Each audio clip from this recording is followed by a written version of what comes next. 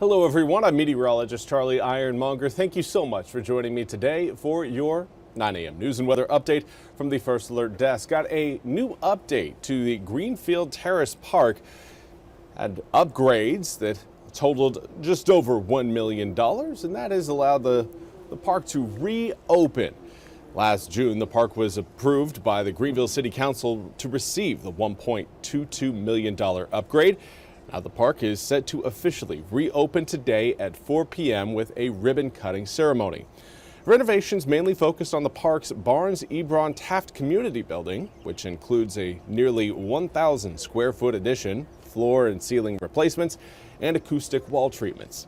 Greenville Projects and Development Manager Mark Nottingham said the city had started accepting rental applications for the community building, with the first day of rentals being June 14th. Other renovations include adding more parking spaces, paving the parking lot, installing new playground equipment, and revamping the basketball courts. Should be a great time at Greenfield Terrace Park.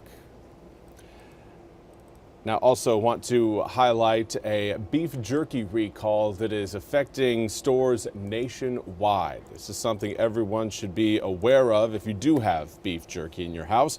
Springville Meat and Cold Storage Company is recalling over 15,000 pounds of jerky and snack stick products after products were found to contain fish, anchovies, that were not listed on the label.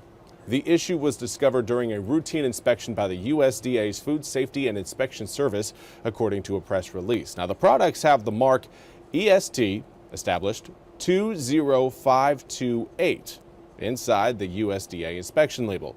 They were shipped to retail stores, again, all across the country.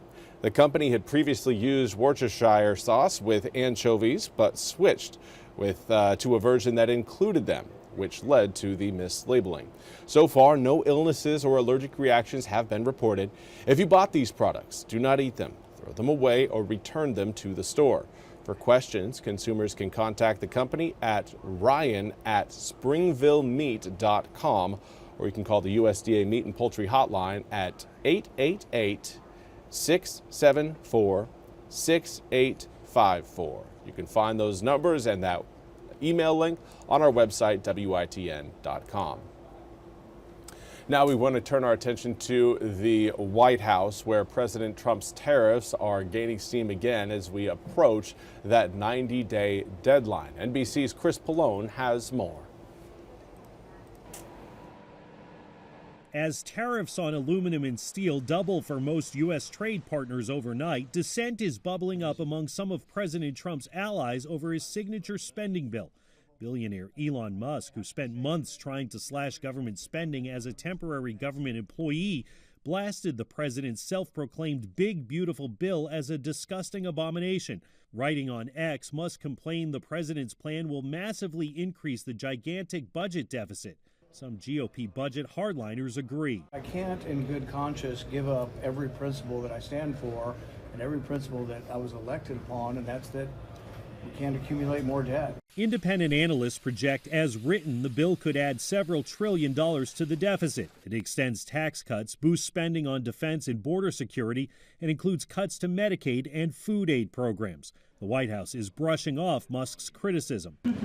Look, the president already knows where Elon Musk stood on this bill. It doesn't change the president's opinion. This is one big, beautiful bill, and he's sticking to it. It comes as the president's latest tariffs on steel and aluminum took effect overnight, doubling from 25% to 50%.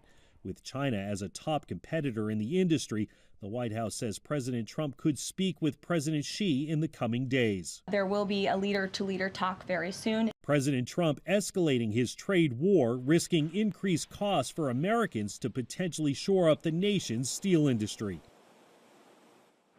Chris Pallone, NBC News, Washington.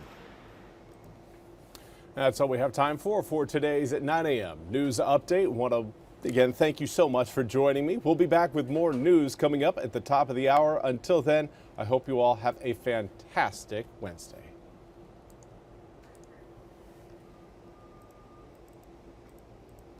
This hour of the WITN First Alert Desk is sponsored by ENC Pirate Realty.